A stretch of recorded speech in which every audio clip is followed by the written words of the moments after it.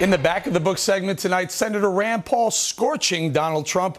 As you heard earlier in the program, Senator Rand Paul now stirring things up by calling Trump a, quote, fake conservative. Senator Paul joins us now from Bowling Green, Kentucky. Welcome, Senator. So I read the piece this morning. Very interesting. Can you please define fake conservative? Well, you know, I got started in the Tea Party movement. There was this big rebellion in 2010, and it wasn't so much rebellion against Democrats. It was actually rebellion against fake conservatives. It was a rebellion against Republicans who grew the size of government, Republicans who doubled the debt, and also Republicans who voted for this bank bailout to bail out Wall Street and all this taxpayer money that was spent on the big banks. Conservatives were all opposed to that, and yet Donald Trump was for that. He was for Obamacare before he was against it. He's been for gun control before he's against it. He says the Clintons are great with the economy and Democrats are better with the economy. So I just think we ought to be very careful and ought to know who we're actually thinking about before people consider voting for him, because I really think he's a fake conservative. I don't think he's consistently been anything in his life other than a promoter of himself. So people have to really listen to him and decide what he really stands for. Senator, one of the lines that jumped out of your piece was, quote, you're quoting you, we don't need another bully. We don't need a bully. We don't need another president who thinks he's king. What do you mean?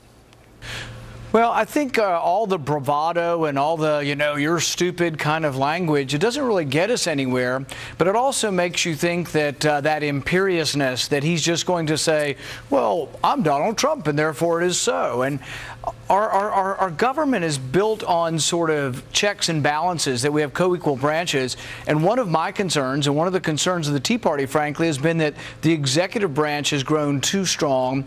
And I say, as I go around the country, we actually need to give power back to the legislature and back to the people respectively.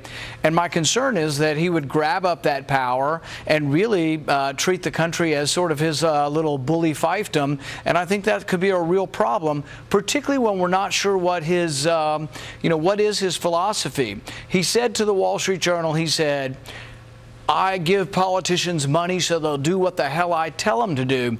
That kind of concerns me, because that's what I don't like about Washington, that politicians are bought and sold. You know, Hillary Clinton, many of us conservatives are upset with Hillary Clinton because she sells access or appears to sell access. Well, my concern is also a businessman like Donald Trump buying access. Isn't that equally despicable? Well, Senator, are you concerned that now that you've called Donald Trump out on this, a fake conservative, he's going to aim the guns at you? I mean, he's not afraid to take shots at anyone, and are you going to be the next target of Donald Trump? It could be, but I think eventually it's going to wear thin. All this sort of false bravado and all this bluster. I mean, aren't people eventually going to say, does the emperor have any clothes, or does the emperor have a brain, frankly? I mean, people are going to finally say, what is he really saying when he says, well, I must be smart because I'm rich? Is that really a logical statement to make? Are we really going to accept that? So I think we're eventually going to look for something more significant, something more substantive. You know, let's talk about, we want government bigger or smaller. I want a smaller government. Donald Trump wants to raise taxes. Is that a conservative notion? Let's have a real debate over whether we want government bigger or smaller. But just calling people stupid or calling them fat or saying they're bleeding, I mean, are just such ridiculous statements that they really shouldn't even be countenanced. You know, and for some reason he's done things that would normally derail a presidential run. You think of Rick Perry a couple of years ago, one debate slip up and he was done. Howard Dean, one word out of his mouth and he's done. Yet Donald Trump seems to be bucking that trend. Quick thought. I think it's because people are unhappy, but they need to realize that being unhappy is not enough. A lot of us are unhappy. I've been fighting the Washington machine for the past several years, trying to say enough's enough. They're spending too much money. We have to quit this. But it can't just be empty bombast. And I'm afraid that's what we're getting, is empty bombast. You're ugly, you're fat, you're stupid.